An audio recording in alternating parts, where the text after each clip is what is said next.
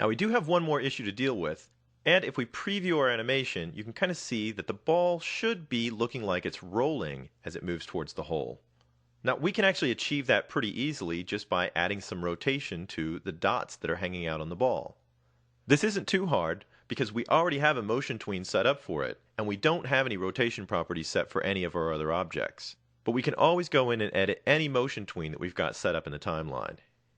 Now, as we've seen before, I could just move the playhead and set some rotation settings, but I want the ball to actually repeatedly rotate all the way around, maybe 2 or even 3 times as it's moving towards the hole. And what you'll find is that setting up full rotations inside the keyframes is a little bit difficult. But there is an easier way. I'm just going to select the dimple layer, and we can see that when we select that layer, our property is filled with motion tween properties. Now that's different when I actually select the object and I'm seeing object properties.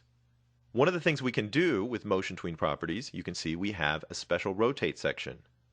Now I can use these properties to set a certain number of times to rotate and some additional angles even after that to rotate. And this will set up the rotation for the entire tween. Now let's go in and set that up on our dimples layer. I'm just going to click on the rotation section, and you'll notice it'll bring up a dialog that I can just type into. Let's try 3 rotations for starters.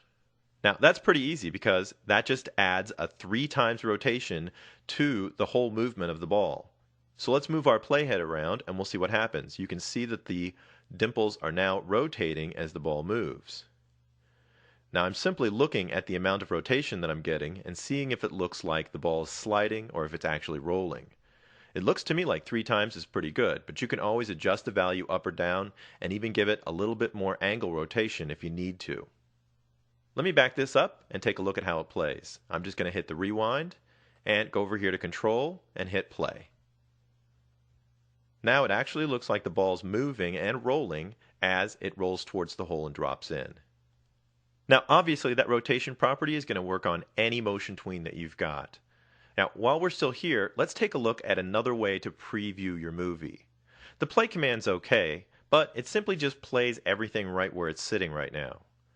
If we go back up to the control menu, there's a second control called Test Movie. Now, this will actually compile your movie, and what's different is you'll be watching it like your users will be watching your movie. Instead of in the Flash program, you'll be watching it directly in the Flash player. I'll just choose the In Flash Professional option. You can see it's exporting my movie, and it pulls it up as a finished product, and we can watch our animation play through as the ball comes in and drops into the hole. And we can just close that panel right back up when we're done with it.